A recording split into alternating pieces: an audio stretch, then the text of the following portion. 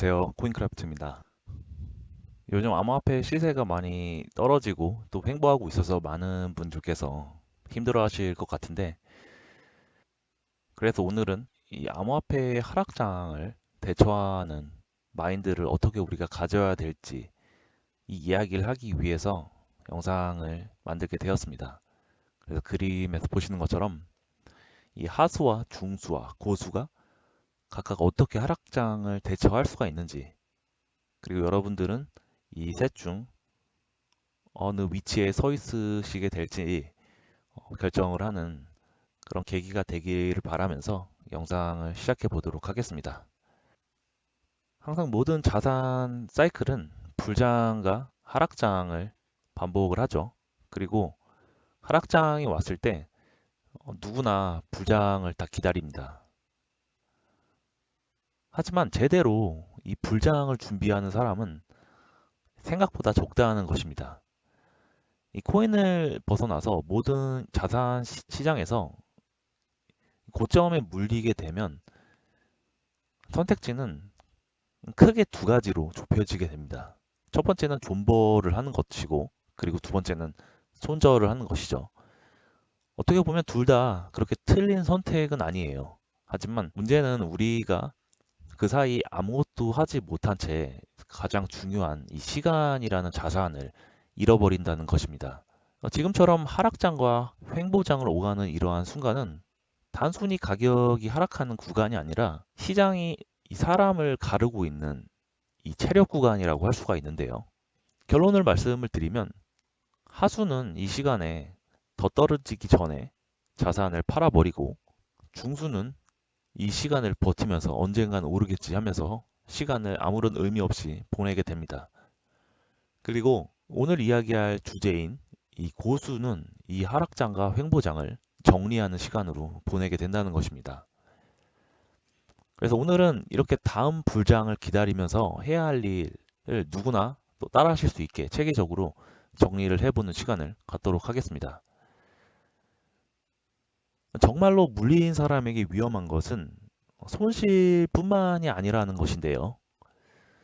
왜냐하면 저조차도 물리게 되면 수시로 차트를 보게 됩니다.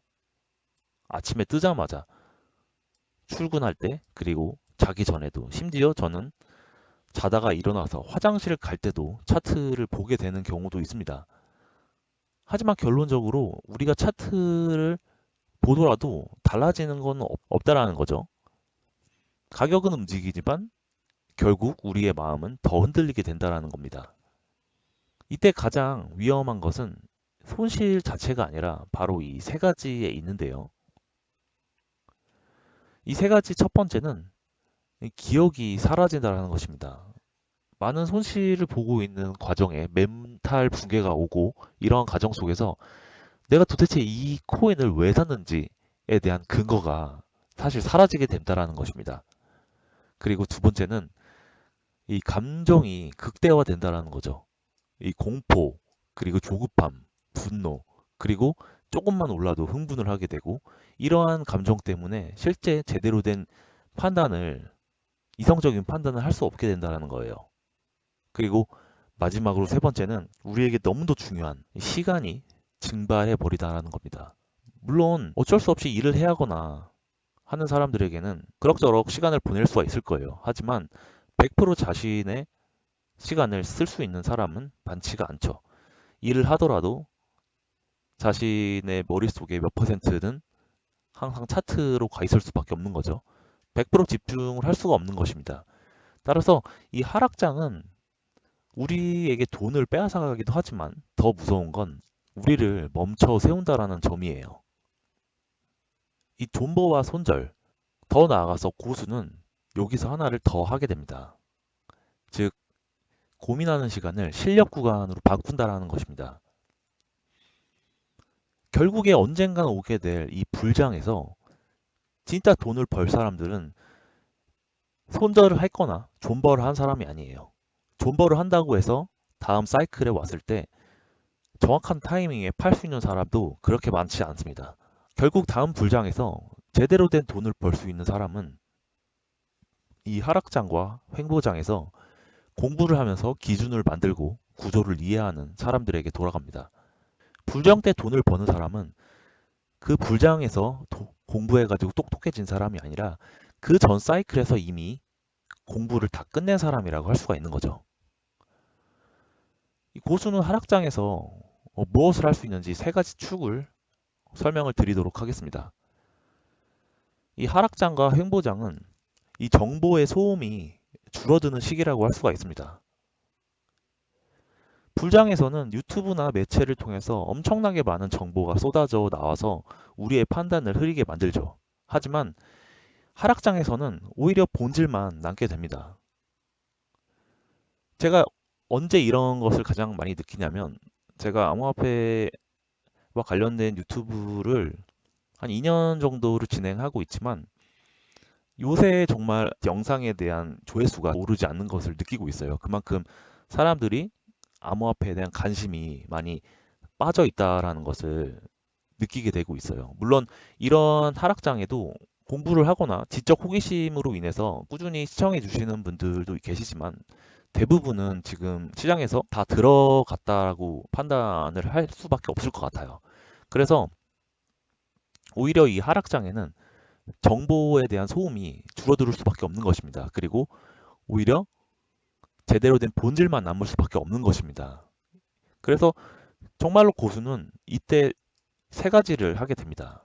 이 암호화폐에 대한 본질을 다시 잡아야 하는 것입니다. 그리고 이 시장이 어떻게 흘러갈 수 있는지 방향을 읽어야 하는 것이죠. 그리고 지금 이 본질밖에 남아 있지 않은 이 상황에서 결국 어떤 코인이 살아남을 것인지를 구분하는 기준을 만들어야 한다는 것입니다. 하나씩 하나씩 구체적으로 살펴보도록 할까요? 첫 번째로 암호화폐의 본질인데요. 그 암호화폐의 본질은 참 어려운 이야기죠.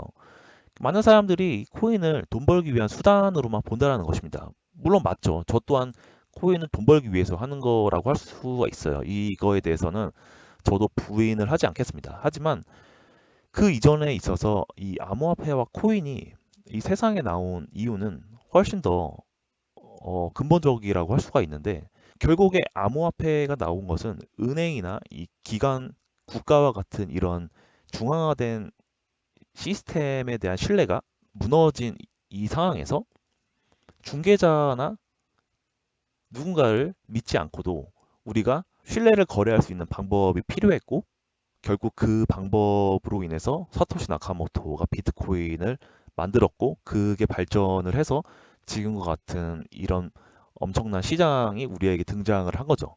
결국 중앙기관을 통하지 않아도 규칙이 실행될 수밖에 없는 구조를 만든 것이라고 할 수가 있습니다. 거기에 가장 중심에 서 있는 것이 바로 이 토큰, 암호화폐, 이 코인이라고 할 수가 있는 거죠.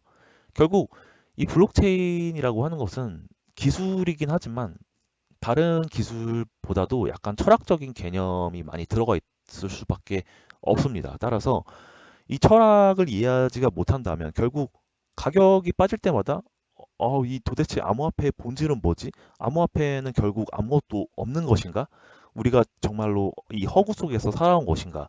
이러한 멘탈적인 충격에 흔들릴 수밖에 없는 거예요. 하지만 우리가 이에 대한 본질을 이해한다면 정말로 달라질 수밖에 없는 거죠. 가격이 빠지게 된다라고 하더라도 이 극도의 공포가 줄어들 수밖에 없다라는 것입니다. 그리고 우리의 마음을 흔들려고 하는 뉴스나 매체, 유튜브를 봐도 거기에 휘둘리지 않게 된다는 거죠.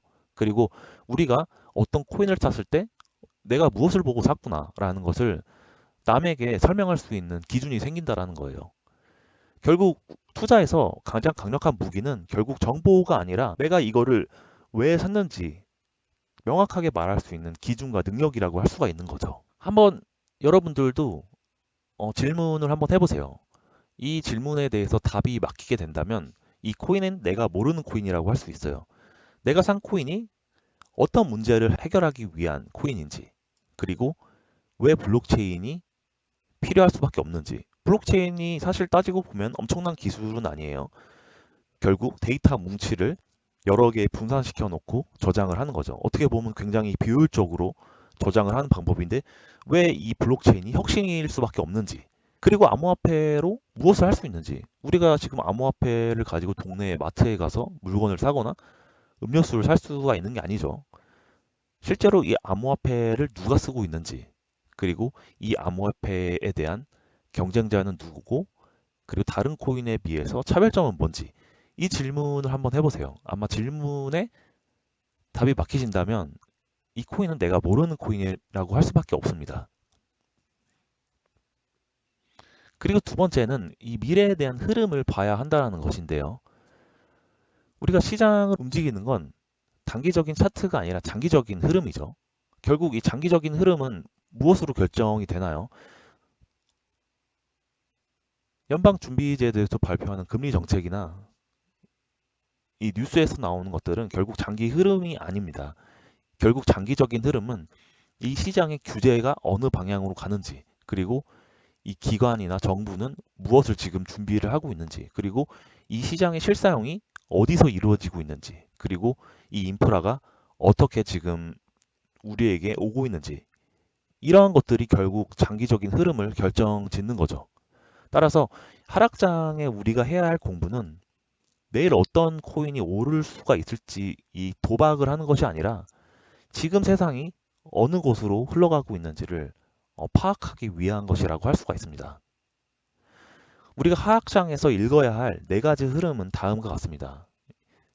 이 규제와 정책이라고 할 수 있습니다. 결국 가장 큰 흐름으로 봤을 때 선진국에서 이 시장에서 어떤 것을 지금 허용을 하고 있고 어떤 것을 금지시키고 있는지, 현재 우리나라에 있는 흐름만 봐서는 절대로 이 시장을 이해할 수가 없습니다. 왜냐하면 지금 대한민국에서는 이 암호화폐를 거의 도박이나 갬블링과 같은 이 사행성 시장으로 간주를 하고 있기 때문에 이 시장의 본질을 파악하기가 굉장히 어려워요. 선진국 중심으로, 특히 미국과 일본, 유럽을 중심으로 암호화폐 시장에서 어떤 흐름으로 흘러가고 있는지, 규제를 어떻게 하고 있고 어떻게 개방을 하고 있는지를 파악을 해야지 이 하락장에서 큰 그림이 보이게 된다는 것입니다. 그리고 이 인프라 시장은 어떻게 변해가고 있는지, 아마 여러분들께서 접하고 있는 암호화폐 인프라는 아마 거래소밖에 없을 거예요. 거래소도 업비트나 비썸과 같은 중앙화 거래소밖에 없죠. 하지만 이 중앙화 거래소는 암호화폐 시장 인프라에서 어떻게 보면 가장 먼저 사라지게 될 인프라 중에 하나라고 할 수가 있습니다. 결국 암호화폐를 통해서 결제를 하게 된다면 결국 이 중앙화 거래소는 크게 의미가 없는 인프라라고 할 수가 있어요. 그래서 이 지갑이나 온오프 램프가 어떻게 확장을 하고 있는지, 그리고 세 번째로는 사람들이 암호화폐를 가격으로만 이야기하고 있지만 실제로 실사용에서는 어떤 활용 사례가 있는지, 스테이블 코인을 통해서 무엇을 하고 있고 각 카드사가 무엇을 준비하고 있고, 그리고 최근 ETF가 많이 상장을 하고 있는데 이 ETF의 온체인 흐름을 보면 기간의 자금이 들어오고 나가는 것을 명확하게 확인을 할 수가 있습니다. 그래서 이런 것들이 크게 네 가지 흐름이라고 할 수가 있어요. 결국 살아남는 코인은 유행이 아니라 이 필요에 의해서 살아남을 수밖에 없는 것입니다. 그래서 마지막으로 살아남을 코인을 구분하는 방법은 희망 고문이 아니라 분류를 해야 한다는 것입니다. 언젠간 오르겠지. 예전에 많이 올랐잖아. 결국에 존버는 승리했어. 커뮤니티가 크기 때문에 오를 수밖에 없어. 결국 이러한 것들은 분석이 아니라 여러분의 감정이라고밖에 말씀드릴 수가 없습니다. 고수는 코인을 감정으로 사랑하지 않습니다. 그냥 분류를 하는 거죠. 생존할 수 있는 코인을 분류할 수 있는 기준을 몇 가지 정리를 해봤습니다. 첫 번째가 이 코인에 대한 지속 가능한 수요가 있는지, 이 가격을 이야기하는 것이 아닙니다. 실제로 사용할 수 있는 수요가 있는지, 그리고 이 토큰이 왜 필요한지, 코인 발행자가 잘 알려져 있고 유명한 회사임에도 불구하고 이 토큰이 없어도 되는 디앱이나 서비스들이 많이 있어요. 굳이 토큰을 발행해서 거버넌스 토큰이다, 뭐 나중에 이 토큰을 통해서 무엇을 하겠다라고 청사진을 붙여놓는 그러한 프로젝트들이 많이 있죠. 이런 것들은 사실상 위험할 수밖에 없는 거죠. 그리고 실제 이 업데이트나 로드맵, 이 개발 활동이 있는지 굉장히 중요한 활동이라고 할 수가 있죠. 그리고 그 코인을 중심으로 생태계가 성장을 하고 있는지, 이 생태계라는 것은 그 개발자라든지 DAB나 그리고 파트너가 존재를 하는지, 그리고 유통이나 이 토큰노믹스, 예를 들면 이 코인의 발행량이나 락업 정책, 그리고 인플레이션 구조와 같은 것들은 장기적으로 살아남을 수 있는 구조인지, 그리고 그 코인이 처해 있는 생태계가 규제 리스크가 과도하지가 않은지, 이런 것들을 봐야 하겠죠. 예를 들어서 결제 코인이라면 상당히 많은 규제가 있을 수밖에 없고, 그렇지 않은 단순한 서비스 DF 코인과 같은 경우는 규제 리스크가 좀 덜 하겠죠. 그리고 그 경쟁 대비 차별점이 명확한지, 이러한 것들을 다 명확하게 살펴보고 생존 코인을 분류해야 할 것이라고 볼 수가 있습니다. 따라서 이 기준이 있을 때 남들이 사는 것을 따라 사지 않게 되고, 반대로 기준이 없으면 불장에서도 똑같이 흔들릴 수밖에 없는 거죠. 그럼 팁으로 하락장에서 우리가 절대 하면 안 되는 것 5가지를 한번 설명해 보겠습니다. 첫 번째는 커뮤니티의 감정에 따라 매매를 하는 것인데요. 당연히 그 암호화폐 커뮤니티에는 물론 요즘에는 욕을 하는 분들이 더 많지만, 실제로 커뮤니티에서는 기술적으로 알고 제대로 분석하시는 분들이 많이 없죠. 무조건 존버, 거의 종교와 같은 존버를 하시는 분들이 많기 때문에 이 커뮤니티에서는 그럴듯한 말을 하더라도 감정에 휘둘리기가 쉽습니다. 그리고 두 번째는 바로 추격 매수를 하는 거죠. 평단가를 내려보기 위해서, 어차피 코인은 오를 거기 때문에 평단가를 내려놓는 게 내가 할 수 있는 최선의 방법이다라고 생각하는 것. 그리고 뉴스를 보고 결론을 내리는 거죠. 그 어느 때보다도 뉴스에서 나오는 정보를 믿을 수 없는 그런 세상에 우리는 살고 있죠. 그렇기 때문에 뉴스만 보고 아, 그렇구나라고 결론을 내렸다가는 정말로 큰 코 다치기 쉽습니다. 그리고 아까 또 말씀을 드렸던 것처럼 평단을 낮추는 것만 계속 반복을 하는 거죠.